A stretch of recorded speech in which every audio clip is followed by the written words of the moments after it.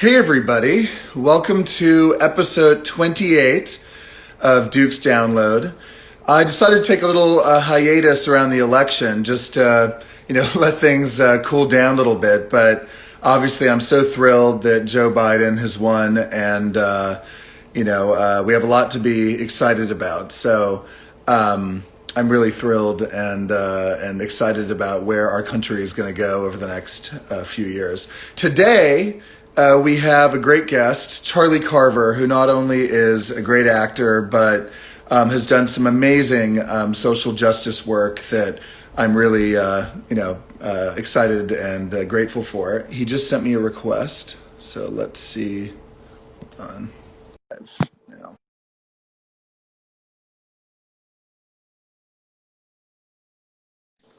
Hey, what's up? Hi, How are you? how are you? I'm very well. You're in I'm all London. right. You're in London at the I'm moment. in Am I right? London. Got it. No, well, thank you Yes, for taking your Thursday evening to chat for a little bit. I really appreciate it. you're welcome. What? Just another day inside.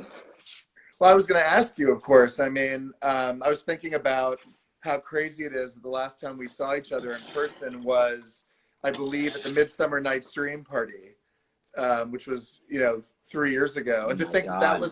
that was the last Midsummer Night's Dream party. It turned out, that they Oh, did at the mansion after half passed away. But what an experience. a story for the grandkids. Yeah.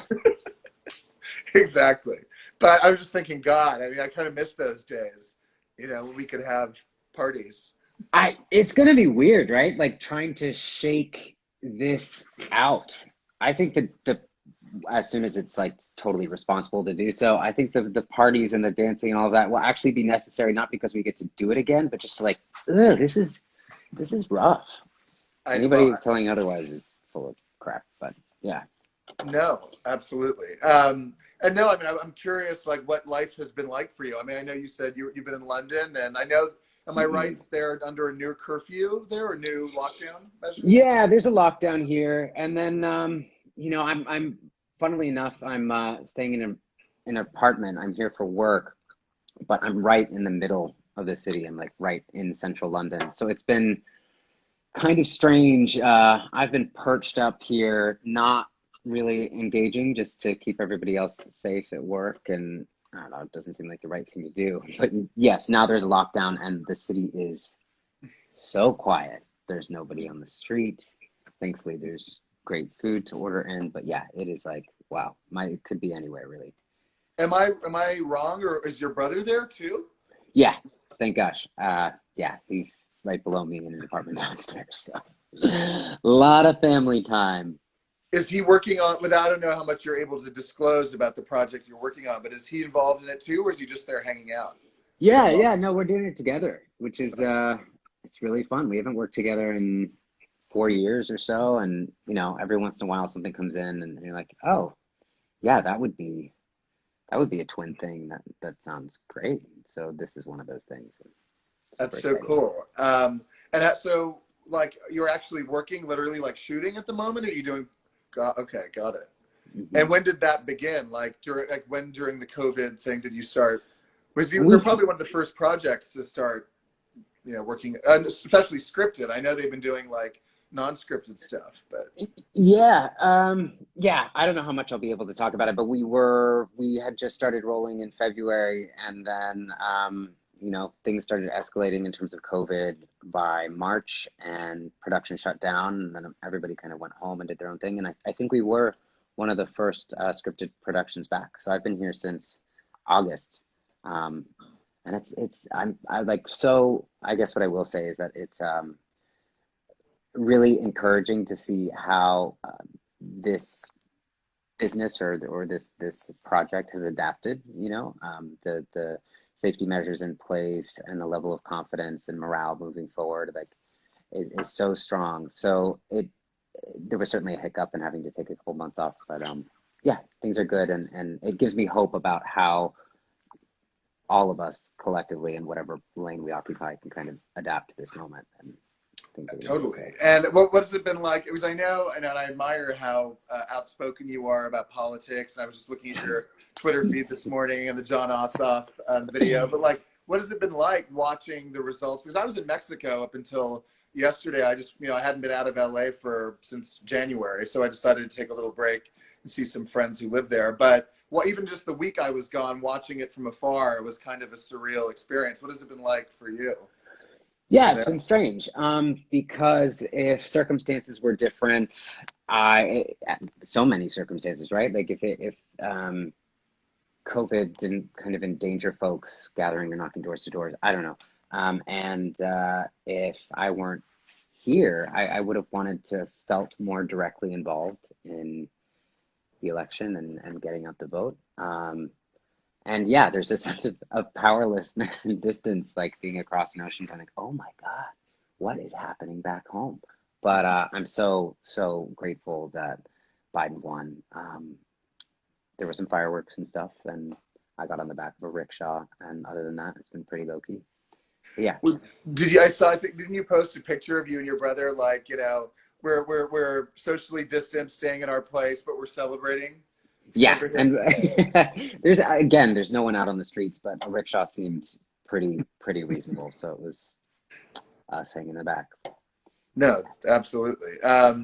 But no, I mean, I haven't seen you in a couple of years. I just wanted to say, I mean, obviously you've been successful for so long, but the last couple of years have been amazing for you. So, I mean, congratulations. And of course, I've watched every single thing that you've done. And Thank you. I mean, I just watched Boys in the Band, which, I had seen the original a long time ago. But one of the things that I forgot about not only the original, but your version was that it was actually, I mean, of course it was tragic and it was very, it provokes a lot of introspection, especially as a gay person. But the humor, like I literally had to stop and rewind and like rewatch certain lines because I thought not only was it written so, but not only is it so funny, but it's also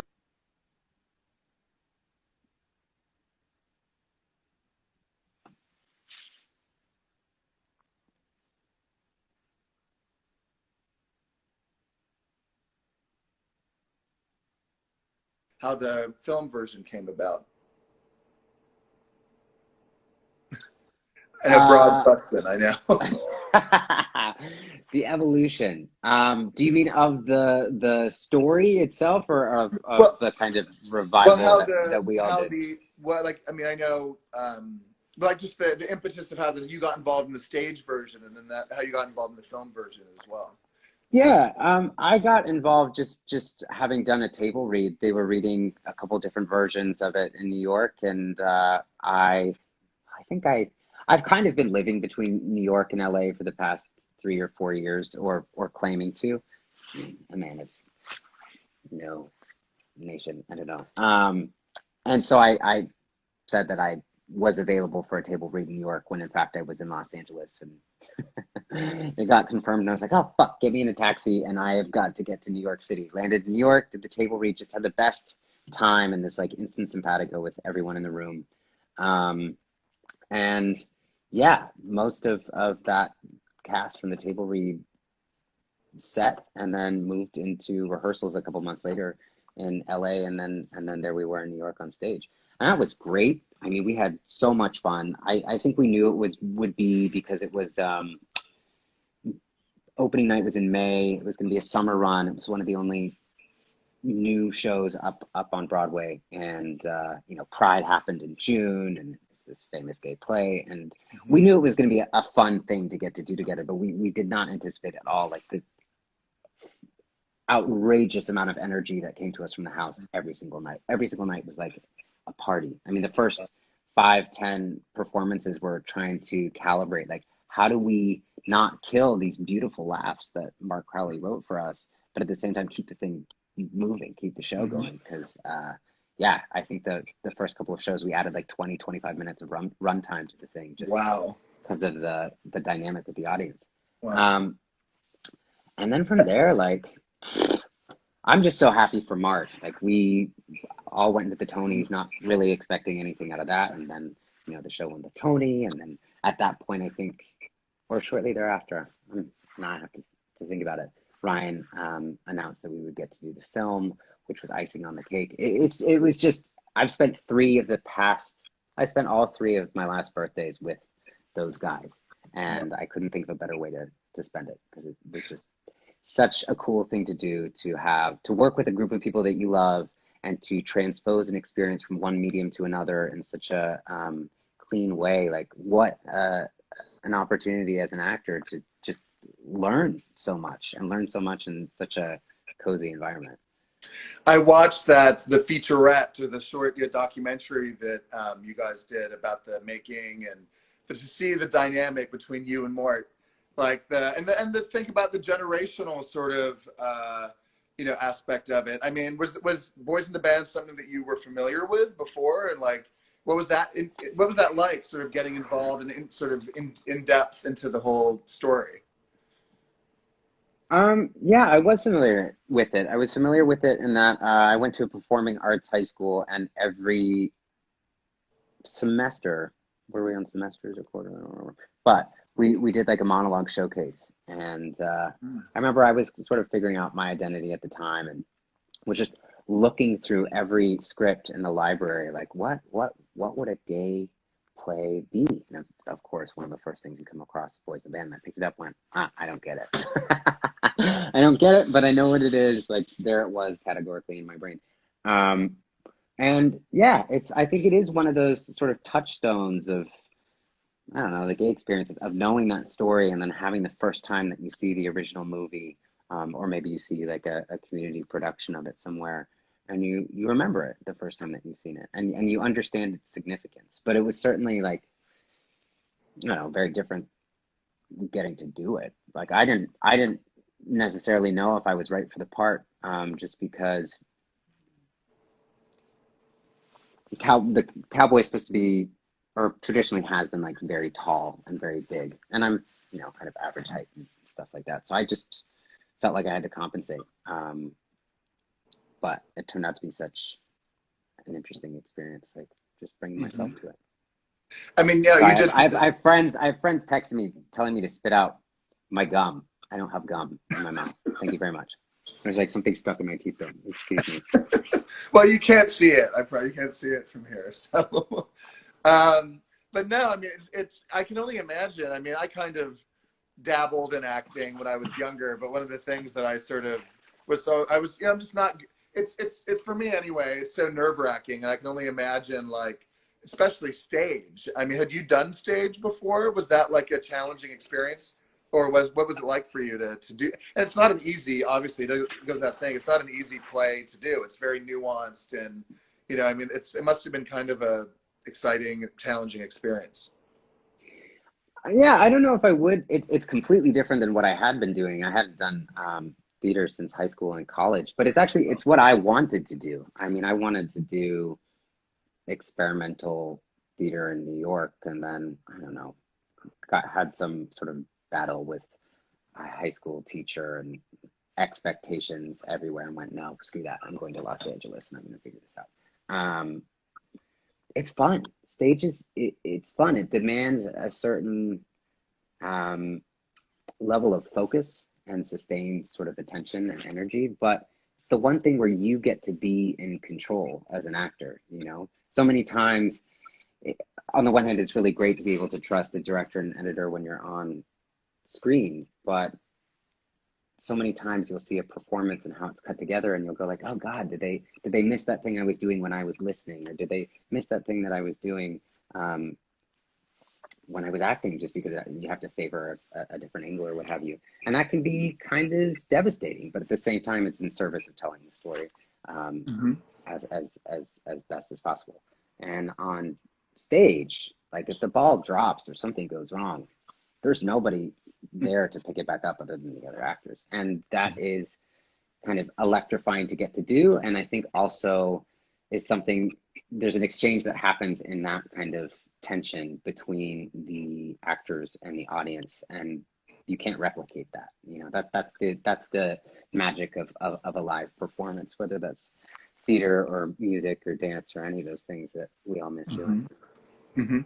No, totally. I mean, I mean, I love that you went straight from high school to Broadway. Like that was the state theater experience. I mean, that's an unusual, that's an amazing thing, Yeah, I it's can weird. imagine. It's weird. I mean, even though you were already obviously a super established screen actor, that must be for someone who Working on it. aspired to be a theater actor. That must have been quite a like moment of achievement for you.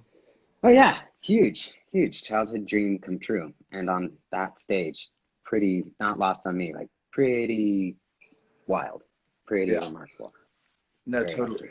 Um, what was, I mean, I know you've had a long-standing working relationship with Ryan Murphy, but like, first of all, Ratchet is amazing. I loved it. I was like, I watched it all in like 2 days, and you did a great job. And I saw it was the top-rated original series on Netflix of 2020. I mean, Hmm. it's 48 million viewers, I think I saw. I mean, you've had quite a couple of years. Um, Yeah, yeah, cool. What? How did that come about? I mean, again, I know you already knew Ryan Murphy and worked with him, but how did that whole thing come together for you? Uh, yeah, I think again, included in that, in the closeness of the group, through the rehearsal process for Boys in the Band, on Broadway, and that entire run, Ryan was there and we were all part of the band together. And he and I developed uh, a relationship, and I love that man. I think he's one of the funniest people in the world, one of the most heartfelt people in the world.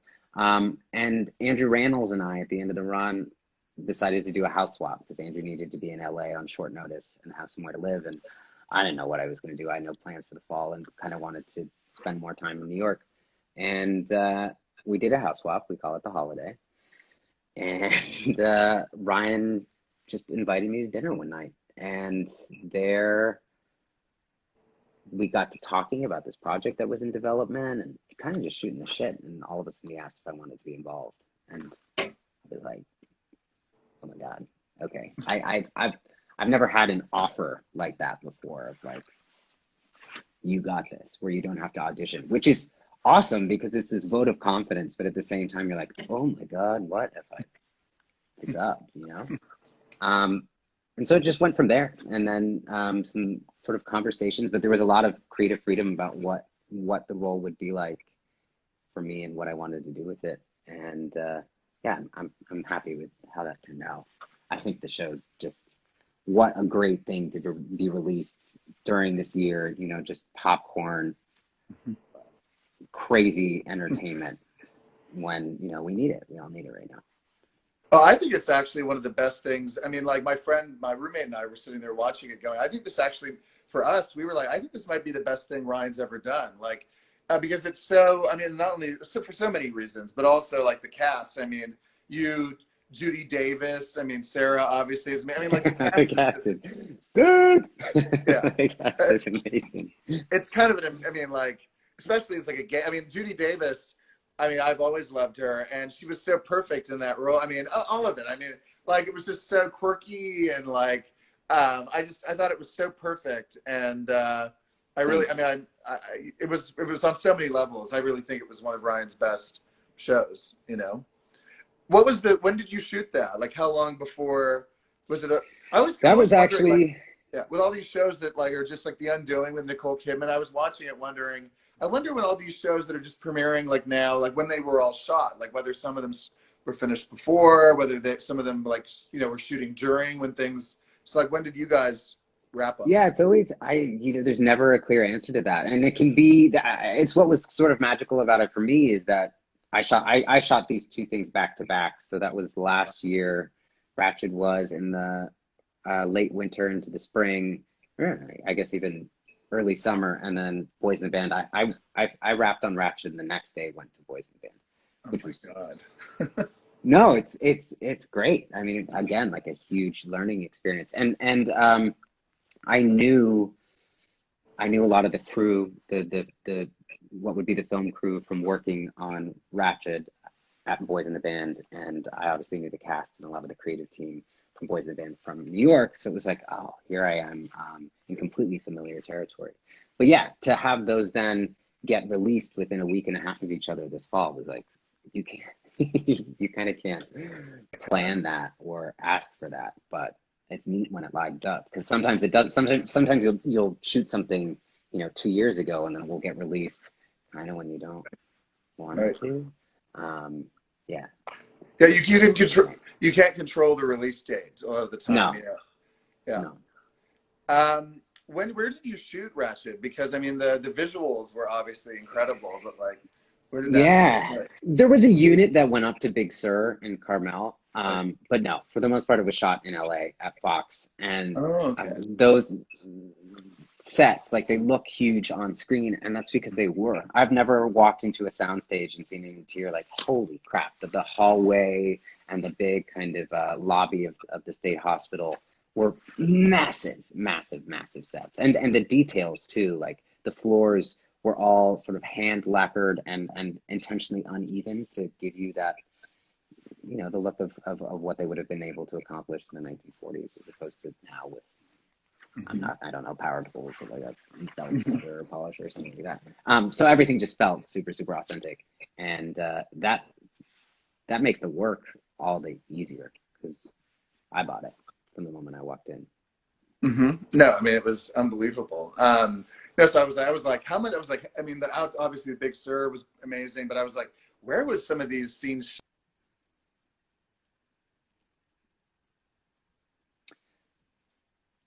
so amazing to watch? Um, Well, there were like the Tony Duquette mansion is in right, LA, and right, that's where Sharon Stone's character, like the interiors of that were, which was right. amazing. And I think they picked some stuff up in other places, but a lot of it was on stages, uh, which is pretty cool because it I looked like it was recognized the happening. Tony Duquette. I was like, I think that's it. I mean, that was like beyond. It's so perfect. I mean, to have her in that space, it was just so on point and perfect. Um, no, and one of the reasons I said before, that I admire you and the way you've used your platform is in the last several years, you've been very open about the fact that you're an openly gay actor, and I read that thing that I guess you either said in an interview or wrote recently about that, which I just thought was so insane that someone would, slap you at a party and for being too effeminate or too gay. I mean, first of all, you're an incredibly famous, successful actor. So for someone to have the audacity to school you or like that, I just thought was like hard to fathom. But it reminded me of something when I was an aspiring actor. Granted, I was 18 and I was just like a kid. I was not a famous actor, so it was maybe slightly more not permissible. But I remember a manager schooling me and berating me for being openly gay and saying you can't succeed in the business if if you're openly gay. And so I just thought I'd ask you, like, what your sort of perspective is on that. And I mean, I just think, yeah, I just can't imagine that somebody would do that to you. For me, it was so sort of unfathomable. Yeah, I mean, it was a while ago, which doesn't make it any more excusable. It was completely inexcusable that was said to you. And I'm so sorry. But this was not, I don't know how famous I am at this point, but this was earlier in my career and was kind of the impetus for my decision to come out, the final straw, really. Um, what's my thinking about that? I don't know. I think, I mean, it was obviously, you're doing a lot of non-gay roles. I mean, Huck, and so I mean, I understand that there's a big, and I think actually you're sort of part of this new movement of actors that are proving that being openly gay is not sort of a hindrance to playing straight roles. You know? Yeah, I think sadly, it's been this self-perpetuating thing where even when the content has been about a gay character, there hasn't been a big enough roster of out actors, especially bankable ones, to cast them and get the story told.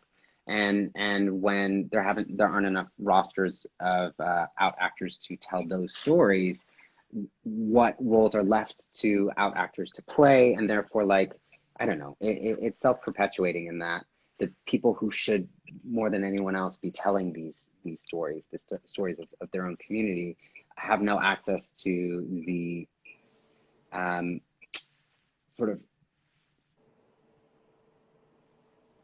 agency, the professional agency, to be able to tell those stories to a wide audience. And I feel like I'm speaking so cerebrally about this, but Yeah.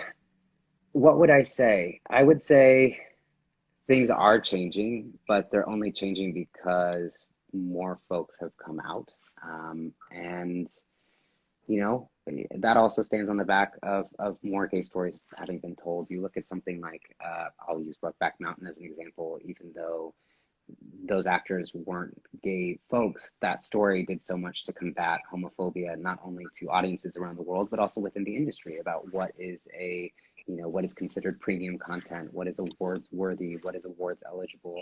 And that sounds superficial, but it's not, because it's about changing and challenging sort of institutional norms and the canon. And so I think as we move through time and you have more out actors working, telling our own stories, but also getting the chance finally to play roles where maybe sexuality isn't foregrounded, or, given the chance to play straight, then over time, I think you can kind of, everything gets normalized. And you don't want it to be normalized for the sake of being normal, but you want it to be normalized for the sake of being included. And yeah, I'm hopeful. I'm hopeful about the future. I certainly, as an actor, don't want to feel limited to just playing gay roles. I take a special pride in getting to do that and getting to do that authentically. And I wouldn't want a straight actor to be limited to, whatever label we want to toss on them, because I think one of the chief instruments of acting is empathy, and it's what we want to see and it's what we want to watch. We want to see someone who we're kind of already familiar with take on somebody else's shoes, take on somebody else's life. And when sexuality happens to be in play at that, it does a lot to sort of, I don't know, demystify and de-escalate fear and tension about the subject. At the same time, I don't think I will be afforded the opportunity to play certain roles that if I weren't gay, it wouldn't be an issue. And until that dynamic of like gay actors not being allowed to play straight parts as often, or sort of there's sort of being discomfort around that, versus straight actors being applauded and lauded for playing gay parts, until there's more equilibrium there and it's fair, like, yeah, it's absolutely essential that we at least assert the importance of considering gay or queer actors for gay and queer stories first. That there has to be a real best efforts made. Mm-hmm. And you can smell it when best efforts aren't made. Like, we can all tell when best efforts weren't made, and we have a right to be a little bit offended. I'm not the arbiter of this stuff. That's just my opinion, but yeah. No, I couldn't agree more. And I mean, part of your sort of being your authentic self, I really love the way that you're very outspoken about your politics. And is that something that you were ever hesitated about, or were you like, were you worried that might ruffle some feathers, or? Yeah. And I think maybe it's growing older, and it's a different kind of coming out, if you will, of like, what do I have to lose by being anything other than myself? So much of what kept me in the professional closet was not a fear of my own sexuality, but it was about professional palatability, right? Like, I totally believe in the right of a professional to keep their personal and their private life separate, because I think as soon as you do bring your personal life into your profession, particularly in media, particularly when you're in the public eye, you are inviting politics into your life, and you need to understand that and be ready for that, or be ready to make mistakes. And yeah, with the political thing, it was just like, I think I've announced somewhat where I stand, where I come from, and who I am. So I'm tired of being anything other than myself. And I'm willing to then also learn how to use my platform for political issues better. I'm willing for that to be a learning process, and to do something like this and maybe fail spectacularly or make a mistake in public, because at the end of the day, I'm human and I want everybody else to feel human. Like, that's what my job is in some ways, affirming other people and who they are, and whatever possibility of a life any of us have. Do you think do you ever foresee a possibility that you might run for office one day? Have you ever thought about that? No, I don't know. It just occurred to me. Because there's also like, that sounds really fun. And then I think about what might get dug up from my troubled past, and I go, maybe you could own that too. But I wouldn't call it a totally clean record. I think that's, okay. Not to say there's any silver lining whatsoever about Donald Trump, but if there's one thing that I think has happened, for better or worse, it's that I'm going to stop you there.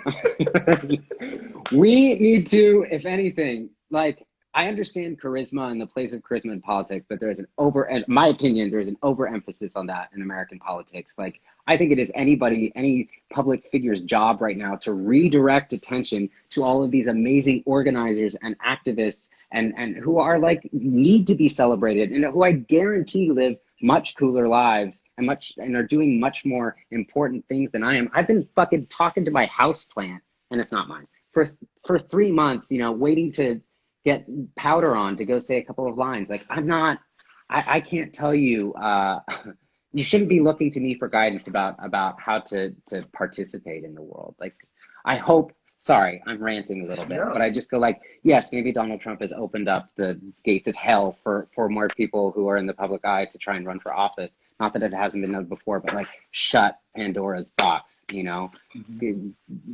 Stacey Abrams is way more worth your time, like, and just God, like, what an amazing person. That's who we should be lifting up and celebrating right now. Well, I think it's great that you often amplify those other voices, which is great. So I think that's the way you should use your platform. I don't know if they need. No. I mean, but like some of them, but well, I know you've done like these type of Instagram lives with activists and with people, who otherwise might not. I'm not talking about Stacey Abrams. I mean, like, people like, who's you discussed earlier, people who, maybe don't have as big of a platform and who deserve it. First of all, thank you so much for taking the time. But are there other projects that you can talk about yet, or things that you're working on that, Oof. There's always irons in the fire. I'm excited. It's such a strange, thank you for asking. It's such a strange time in that now, like, the engine of the business is revving back up again. And so you're like, oh, what do I have to look forward to professionally when the world feels like it is in both suspended animation and in chaos, and there's so much uncertainty in this moment. But yeah, I'm so glad and grateful that both Boys in the Band and Ratchet in particular were really received well, and such cool projects to be a part of. And I think that's propelling some pretty exciting stuff in the year ahead. Well, I mean, it's just, you've been working a lot. I mean, you have those 2 projects, and you have this project you're working on. So you probably might even take a break for a little bit after this one, right? You deserve it anyway, Yeah, we all deserve a vacation after the past couple weeks. Yeah. I know. But no, anyway, Charlie, thank you so much. Really appreciate this. And I hope that when this is all over, that we get to see each other in person one day soon. So. Yes, sir. Yes. Thank you for having me. I hope you're well. That's good to see you. Talk soon. Thank you. Bye.